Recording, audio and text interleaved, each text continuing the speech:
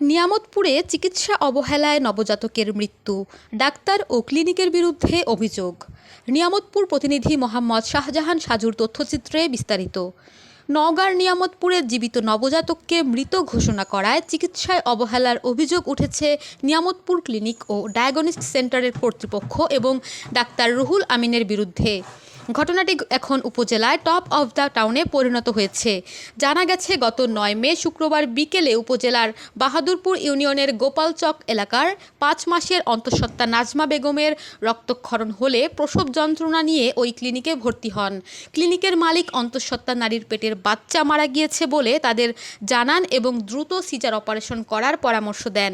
Caesar operation না করলে প্রসূতিকে বাঁচানো যাবে না বলে তাড়াহুড়ো শুরু করেন। তাদের তাড়াহুড়োয় মেয়েকে বাঁচানোর জন্য অপারেশন করার অনুমতি দেন প্রসূতির বাবা-মা। এ ঘটনায় রাজশাহী মেডিকেল কলেজ হাসপাতালের ডাক্তার রুহুল আমিন বিকাল ৫টায় সিজার অপারেশনের টেবিলে নেন নাজমা বেগমকে। এ সময় ক্লিনিক কর্তৃপক্ষ ক্লিনিক মালিক শরীফুল ইসলাম ও তার স্ত্রী নবজাতককে মৃত ঘোষণা করে রাত ৮টার দিকে পরিবারের সদস্যদের হাতে তুলে দেন। বাড়ি ফিরে পরিবারের সদস্যরা দাফনের প্রস্তুতির সময় হঠাৎ করে সেই নবজাতক নড়ে ওঠে। এ সময় উপজেলা স্বাস্থ্য কমপ্লেক্সে নিলে কর্তব্যরত চিকিৎসক কায়সার আহমেদ শিশুটি জীবিত রয়েছে বলে রাজশাহী মেডিকেল কলেজ হাসপাতালে ভর্তির পরামর্শ দেন।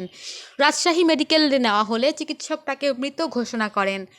অন্তঃসত্ত্বা নাজমা বলেন, ৮ তারিখে আসার পর ৮ তারিখে এলাম, আসা বলছে কিরে খালা কিরে হলো। ৮ তারিখে এলাম, আসা তোমরা খালা আল্ট্রাসাউন্ড করার পর বলছে কিরে আপনার বাচ্চা লাড়ি পচে গেছে, তো হার্ট রেট আছে, তো আপনাকে যদি রুগী বাঁচাতে চাহেন তাহলে আপনাকে সিজার করে বাচ্চা ফেলে দিতে হবে। আমার মা বলছে কিরে না, আমি বাড়ি যাই, আমি পরামর্শ করার পর আমি তারপরের দিন আসা আপনার সাথে যোগাযোগ করবো। দিন আমার মা তারপরের দিন আসা বলছে কি আমার বেটি আবার বেশি হয়ে গেছে, কী করবো। তখন তো খালা বলছে কিন্তু তাড়াতাড়ি তুমি এখন চলে এসে। আসার পর আবার আল্ট্রাসাউন্ড করার পর বলছে কিরে ছেলের হার্ট রেট আছে, দিয়ে লাড়ি পড়ে গেছে, আপনার রুগীকে যদি আপনি বাঁচাতে চান তাহলে আপনাকে বাচ্চা কাটা বাইর করে ফেলে দিতে হবে। স্থানীয় বাসিন্দা কামরুজ্জামান বলেন, বাচ্চাটা মৃত ঘোষণা করার পরও যে জীবিত হলো, যে অবহেলার কারণে মারা গেল, এই জন্য ক্লিনিকের মালিক এবং ডাক্তারের শাস্তি চাই। ক্লিনিকের মালিক শরীফুল ইসলামের স্ত্রী পারমিতা বলেন, আপনারা বাচ্চাটা মানে ওটি থেকে একবার সরাসরি এই বাক্সতে প্যাকেট করে তাদের হাতে দিয়েছেন? ১.৫ ঘন্টা ২ ঘন্টা রাখার পরে প্যাকেট করা হয়েছে, আগে না। আচ্ছা, এই তাদেরকে হাতে তো দেওয়া হয়নি? হাতে দেন ঢেকে রাখা হয়েছে। এটা কোথায় রাখা হয়েছিল?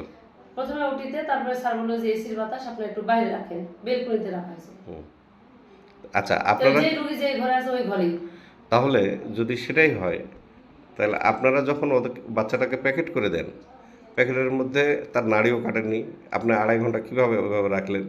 আবার নাড়ি কাটেননি, নাড়ি কাটার একটা পলিথিনের মধ্যে তার রক্ত টক্ত সহ একটা ওটা ফুল ফুল ওটা এবং প্লাসেন্টা। ফুলের সাথে একটা কেসিও ওখানে থেকে যায়।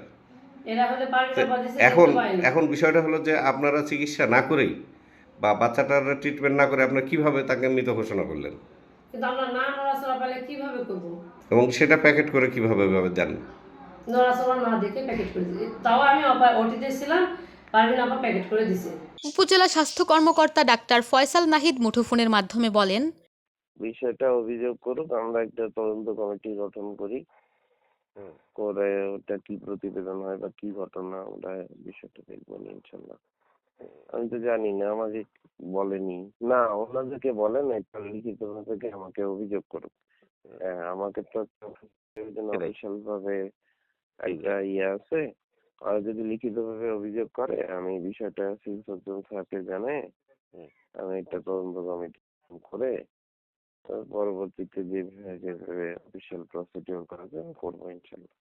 থানা ভারপ্রাপ্ত কর্মকর্তা ওসি হাবিবুর রহমান বলেন, নবজাতককে ময়নাতদন্তের জন্য মর্গে পাঠানো হয়েছে। এ ঘটনায় মামলার প্রস্তুতি চলছে।